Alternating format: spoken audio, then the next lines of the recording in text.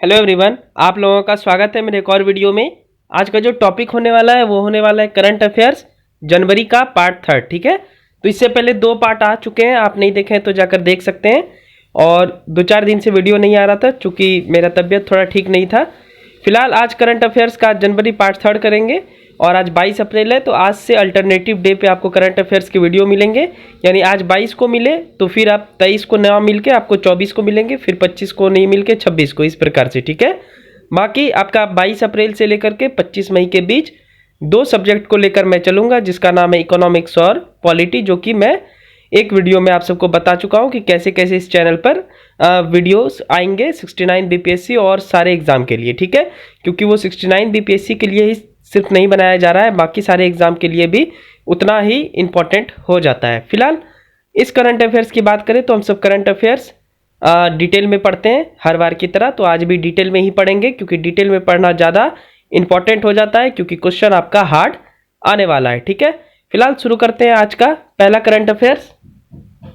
तो चीन में कड़ी जीरो कोविड नीति के विरोध में कोरा कागज के साथ व्यापक प्रदर्शन हुआ। कोई नहीं, कोरा कागज आप कर लेंगे। कोरा मतलब सादा पेपर होता है। तो पहले तो जीरो कोविड नीति क्या है, तो चीन द्वारा लोगों को लॉकडाउन के नाम पर घरों में बंद करना, यही जीरो कोविड नीति है। यानी अगर आपके जैसे चीन में किसी फैमिली में कोविड निकल जाता है तो उसको घर में बंद कर दिया जाता है 15 दिनों के लिए, और वो उसका कोई भी मेंबर बाहर नहीं आ सकता है। मतलब एक मेंबर ही नहीं, कोई भी मेंबर बाहर नहीं आ सकता है। दूसरा है जीरो कोविड नीति के खिलाफ चीन की जनता सड़कों पर उतरी। तो उसमें सड़क पर कैसे प्रदर्शन किया, तो कोरा कागज लेकर यानी सादा पेपर लेकर रोड पे मतलब प्रदर्शन किया गया। ठीक है, तो जीरो कोविड नीति आपसे क्वेश्चन पूछेगा, जीरो कोविड नीति किस कंट्री द्वारा चलाया गया है, तो आप आंसर देंगे चीन।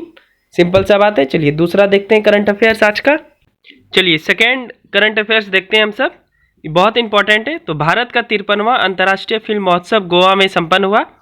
तो अब इसके फुल डिटेल जानते हैं किनको कौन सा अवार्ड मिला। ठीक है, क्योंकि इसमें सारे अंतर्राष्ट्रीय फिल्म और भारतीय फिल्म इंक्लूडिंग दिखाए जाते हैं।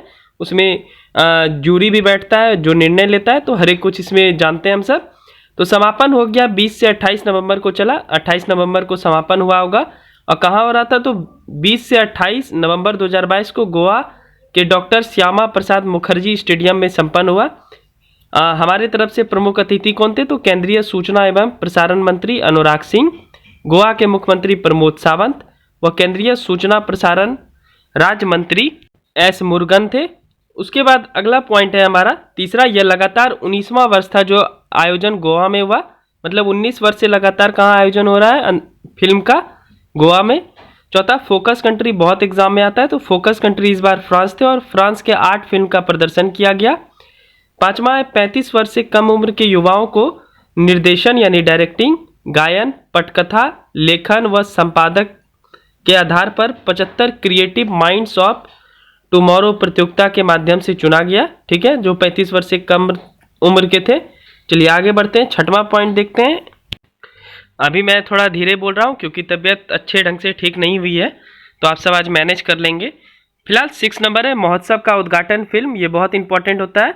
अल्मा एंड ऑस्कर था, ऑस्ट्रेलिया निर्माता डाइटर बर्नर द्वारा ये पिक्चर बनाया गया है। ठीक है, समापन फिल्म कौन थी इस प्रतियोगिता की, तो मर्सिडीज बायस मॉर्गन द्वारा निर्देशित फिक्सेशन मीट फेस्ट फिल्म तथा करजिस्तो जानूसी द्वारा निर्देशित पॉलिश फिल्म परफेक्ट नंबर थी। ठीक है, इसमें इंडिया के भी एक हमारे बहुत बड़े साउथ के हीरो हैं, उनको अवार्ड मिला है। तो 8 number Indian film personality of the year Chiranjeevi.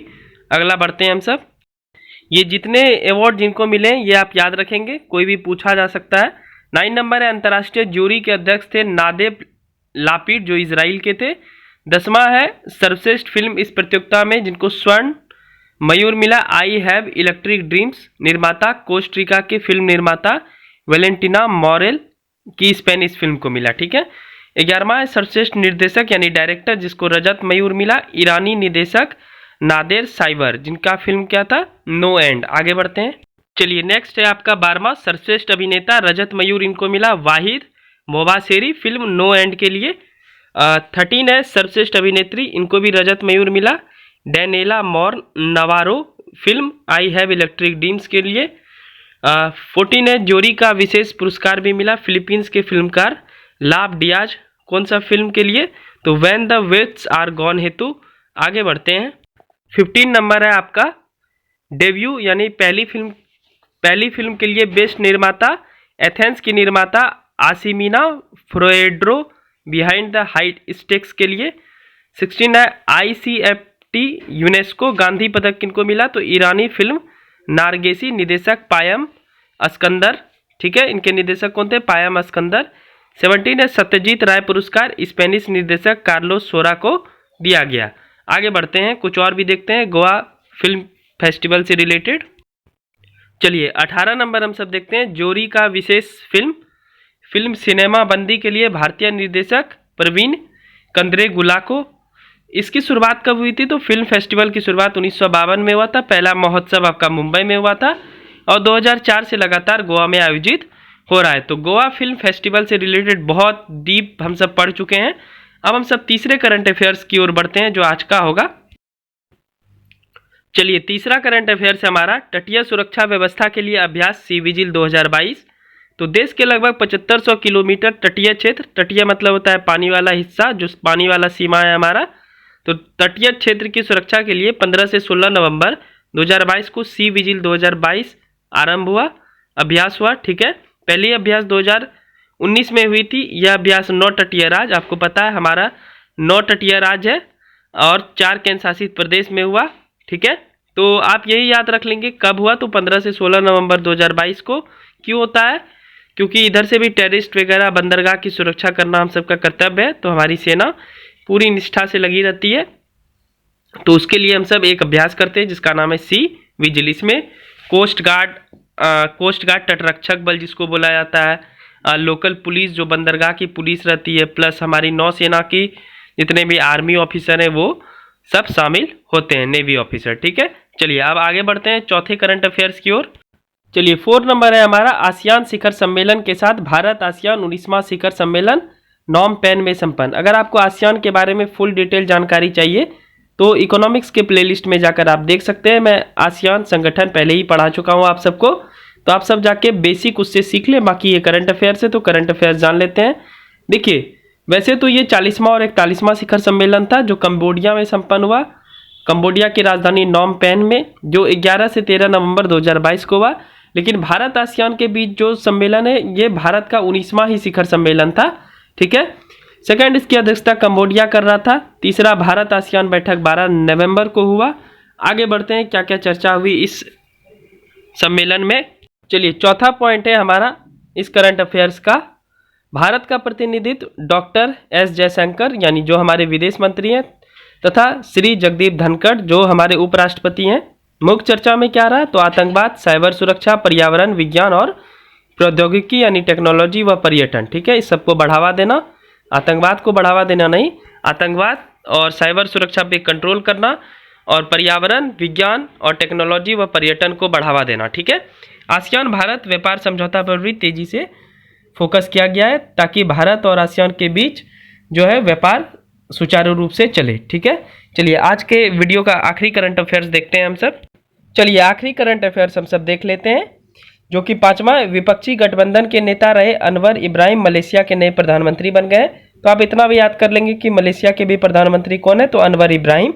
क्या हुआ था, तो चुनाव संपन्न हुआ 19 नवंबर 2022 को और किसी पार्टी को बहुमत नहीं मिला, ठीक है। तब यहाँ पे त्रिशंकु संसद अस्तित्व में आई यानी 3 पार्टी सिस्टम हो गया, ए बी और सी समझ लीजिए।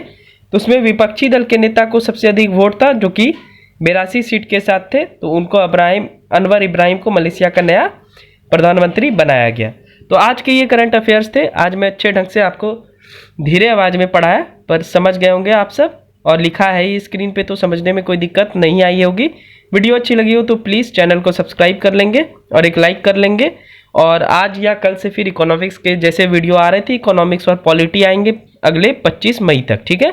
बाकी टेस्ट संडे को अगर मेरी तबीयत ठीक रही तो ज़रूर लिया जाएगा, वीकली जो टेस्ट होता है, नहीं तो मैं कम्युनिटी में डाल दूंगा, या तो मंडे या तो ट्यूसडे को होगा, ठीक है। तो चलिए मिलते हैं नेक्स्ट वीडियो में, तब तक के लिए थैंक यू और टेक केयर, एंड चैनल को जरूर सब्सक्राइब कर लेंगे। तब तक के लिए बाय।